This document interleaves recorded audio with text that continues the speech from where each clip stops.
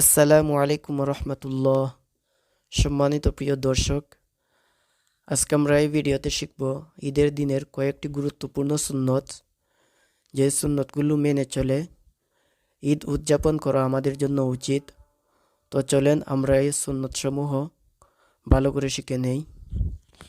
ঈদ উল ফিতরের 10টি সুন্নত হলো এই: সকালে মিসওয়াক ও গোসল করা, যার যত পোশাক আছে তার মধ্য থেকে সবচাইতে ভালো পোশাক পরিধান করা, সুগন্ধি ব্যবহার করা, ঈদের নামাজে যাওয়ার আগে খেজুর বা মিষ্টি ধরনের খাবার খেয়ে যাওয়া, ঈদের নামাজে এক রাস্তা দিয়ে যাওয়া এবং অন্য রাস্তা দিয়ে আসা, ঈদের তাকবীর বলা, ঈদগাহে তাড়াতাড়ি যাওয়া, ঈদগাহে যাওয়ার আগে সদকাতুল ফিতির আদায় করা, হাসি খুশি থাকা।